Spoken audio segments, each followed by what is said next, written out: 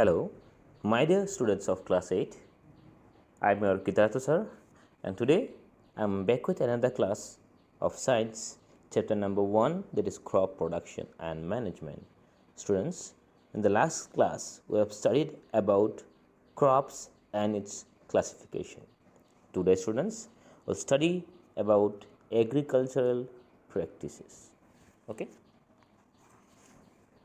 So, students, till now we have studied that over the years agricultural practices has changed, our technology have changed, and our production have increased in drastic measures. Students, here is one definition which you should mark in your book, which is important. The task that the farmer carries out to cultivate crops are called agricultural practices. What is agricultural practices? The task whichever a farmer do to grow or cultivate crops is known as what? Agricultural practices. Now in agricultural practices there are certain steps. Which are steps? Number 1 is preparation of soil. Number 2 is selection and sowing of seeds. Number 3 is manuring. Number 4 is irrigation. Number 5 is weeding. Number 6 is protection of crops.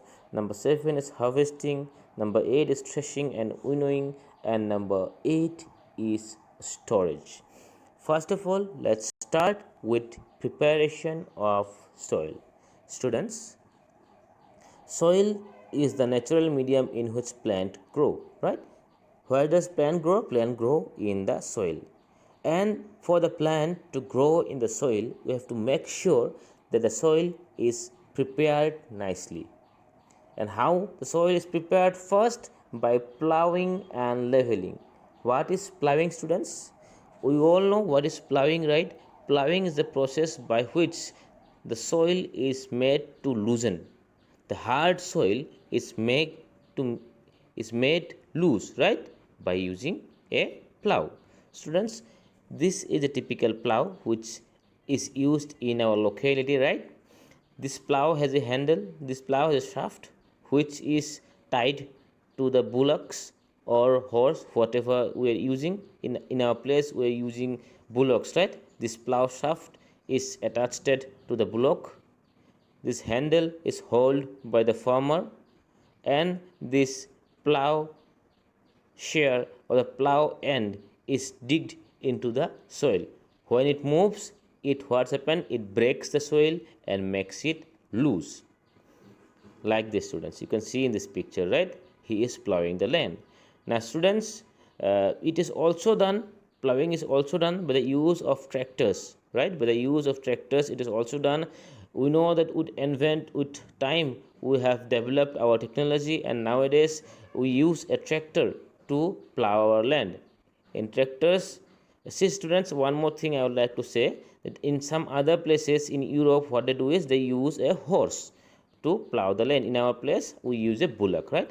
Now see, this is the machinery, this is the blade of a tractor. This is the blade of a tractor. You can see the sharp blades of the tractor, and these blades are attached to the tractor. When this tractor moves, what happens is it ultimately plows the land, which is a more efficient way of plowing the land.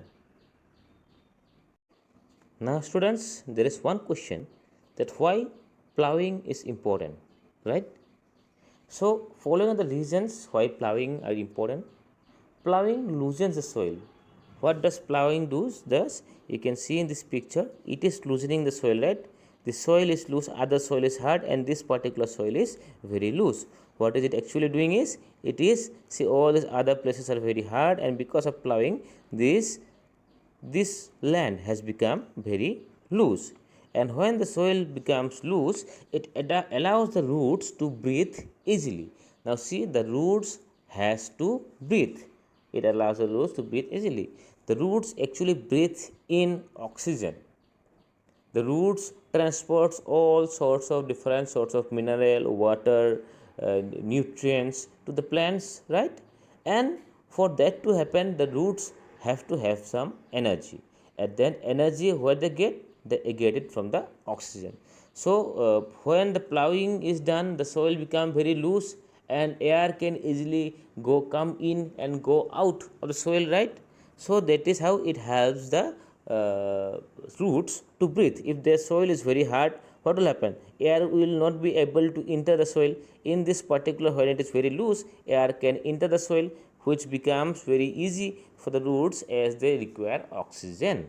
Now it helps the roots to grow deeper in the soil. Now see students, when roots, when plants, when they are very small, their roots are not very strong. Just like if you take the case of a human baby are not very strong, right? The amount of weight that you can pull or you can pick up is much more than what a human baby, an infant can do, right? Same way, when plants are very small in the beginning time, their roots are very weak, and if the soil is very hard, they won't be able to go down, the roots won't be able to penetrate the land. But because the land is loose after plowing, it becomes very easy for the roots to go deep inside the land, right? It enables fertilizers to mix uniformly in the soil with the soil.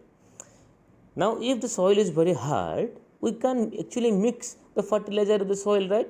But if the soil is loose, it is easily uh, possible to mix the fertilizer with the soil. There will be equal distribution of the fertilizer in the soil, right? If the soil is loose. Next, encourages organisms such as earthworms, millipedes, bacteria and fungi to increase in number.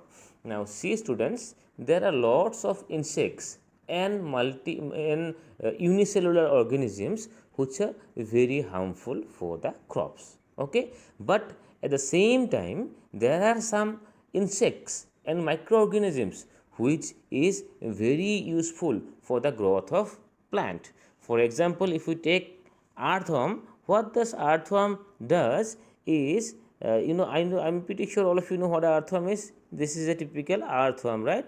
And what earthworm does is, earthworm helps create humus, a dark brown black type of soil which holds important nutrients in place for plant growth and use. Now what happens?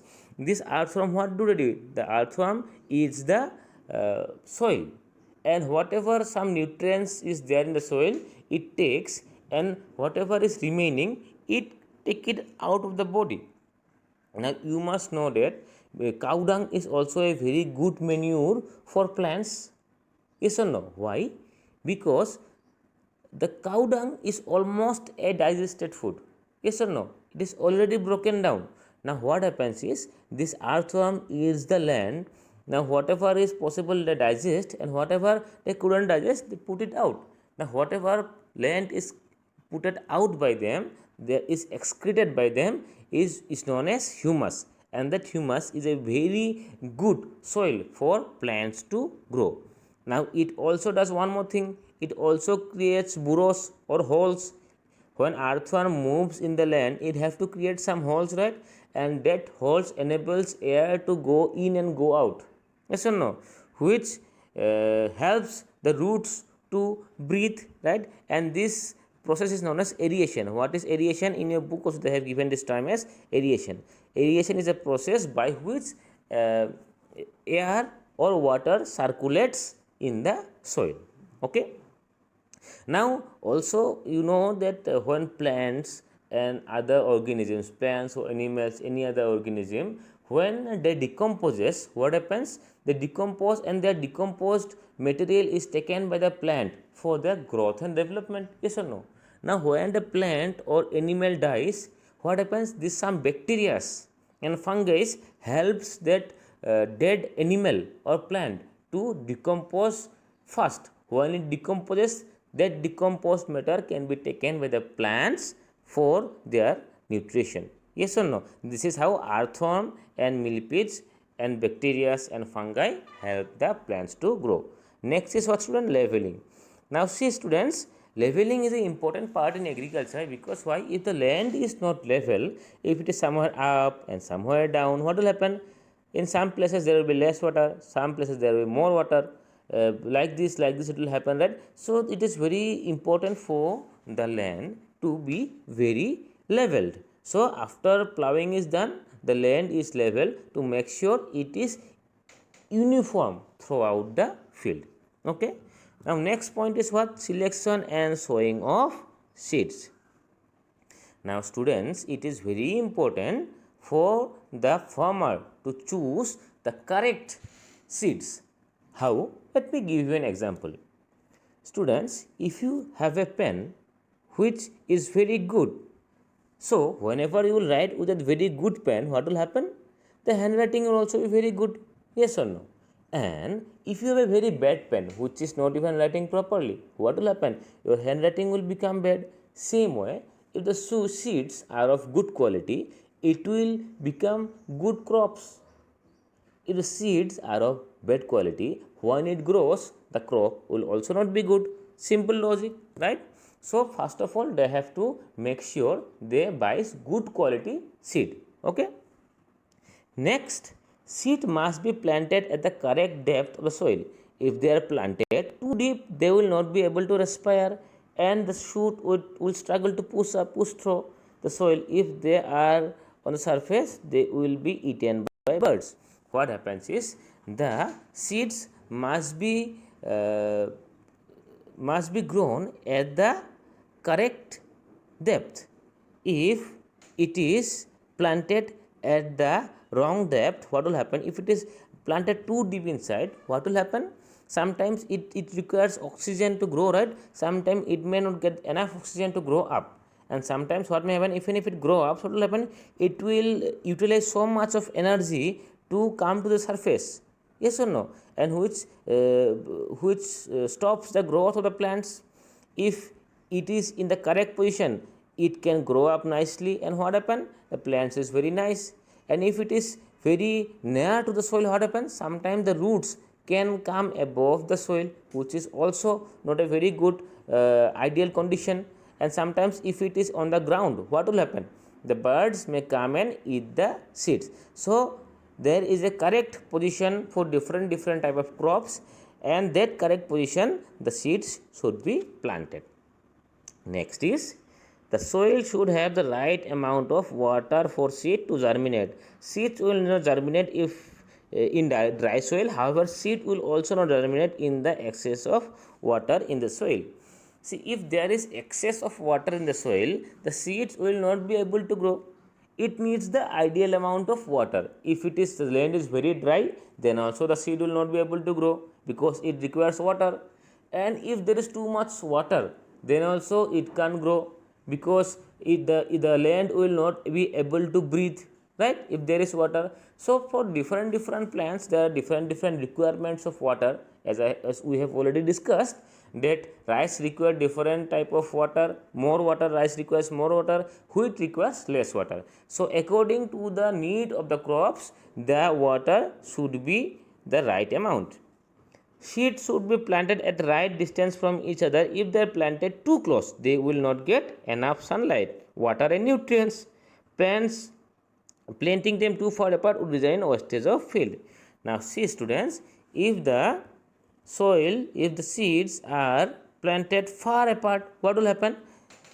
If the plants are planted very close by, what will happen?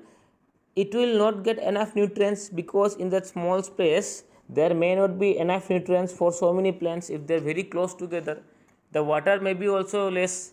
Yes or no? And also what will happen? Suppose see, if you are four friends and I give you one apple, it will be very less for you. Yes or no? What I should give you? I should give one apple each to four of you, so that all of you can feed up your tummy. Yes or no?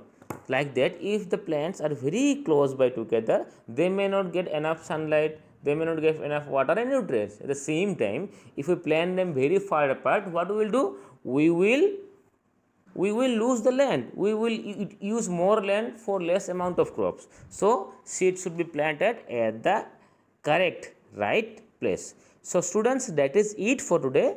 In the next class, we will study about broadcasting, seed drills and so on. So students, thank you so much for listening. See you in the next class, and goodbye.